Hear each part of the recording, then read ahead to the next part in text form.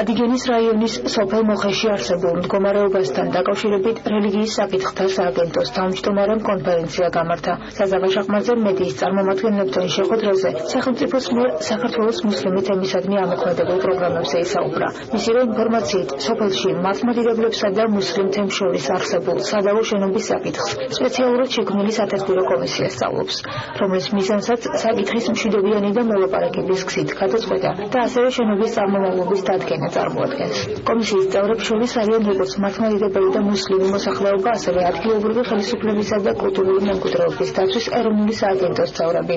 აღნიშნული პრობლემა და საკითხი შეიქმნა და მოხდა 2014 წელს. ამ საკითხთან დაკავშირებით სააგენტომ მიიღო გადაწყვეტილება და შეიქმნა რელიგიის საკითხთა სახელმწიფო სააგენტოდან არსებული კომისია. თავიდანვე მინდა განაცხადა მიაქციეთ თხოვნა მექნება ბატონებო თქვენთან ჟურნალისტებთან, რომ თავიდანვე მიაქციეთ, რომ ეს არის ასე თქვათ ნებაყოფლობით სათათბიროს დონეზე შექმნილი კომისია. ამას ასე თქვათ რაიმე სახის ვალდებულება და პირდაპირ ბმა რო გინდა თორა დავალებას აძლევს რელიგიის საკითხთა სახელმწიფო სააგენტო არ არის.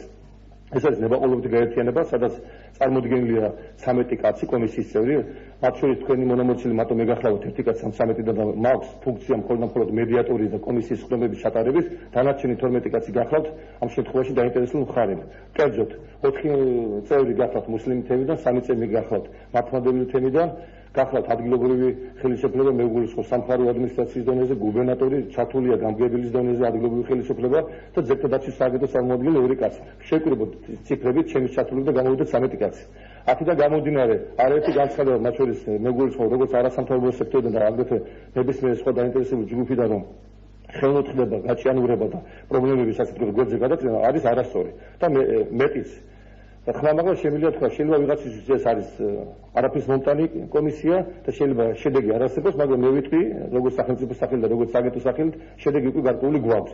ის რომ მოხეში არ არის დაძაბული სიტუაცია, ის რომ მეზობლებს შორის არსებობს ურთიერთობა, ის რომ დიალოგი არსებობს როგორც რელიგიურ დონეზე, ლიდერების დონეზე, მუფტსა და მეუფეს შორის, როგორც სამხარო ადმინისტრაციების დონეზე, ასევე უშუალოდ მრევლს მუსლიმ თემსა და მოსახლეობა შორის, მათ შორის რომ არ არის დაძაბულობა, მათ შორის რომ არ არის პრობლემა, ერთმანეთს ქვას უარესუიან და დიალოგი რო ადგება, ჭირი და ხინი ჩვეულებრივი რეჟიმის გადასულ, როგორც აქამდე კონფლიქტამდე არსებობდა, ეს პატარა შედეგია. ეს პირველადი მიღწეული შედეგი არის ის, რომ კომუნიკაცია და დიალოგი დღეს მათ შორის ნორმალური ურთიერთობაა და არ არის დაძაბული სიტუაცია.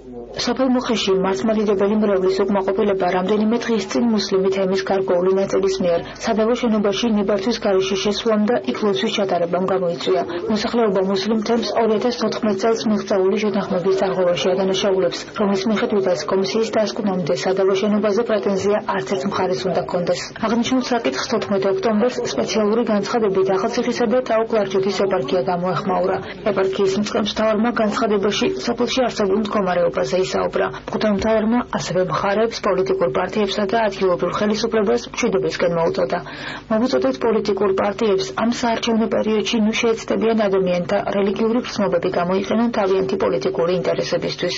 იმედს გამოთქვამთ, ჩვენი მუსლიმი თანამემამულეები გამოიჩენენ კეთილგონიერებას, არ აყვებიან პროვოკაციებს და შეწყვეტენ სადავო შენობაში თვითნებურ მოქმედებებს. ასევე მოუწოდებთ მართლმადიდებელ მრევლს შეინარჩუნონ სიმშვიდე და ბოლოს მიმართავთ ადგილობრივ და ცენტრალურ ხელისუფლებას. ყველაფერი გააკეთონ, რათა თავიდან იქნას აცილებული ყოველგვარი ძალადობა და დაპირისპირება. ნათქვამია განცხადებაში. აღსანიშნავია, რომ კომისიის წევრები ზემოთ აღნიშნულ საკითხზე მომდევნო შეხვედრას 3 ნოემბერს ახალციხეში გამართავენ.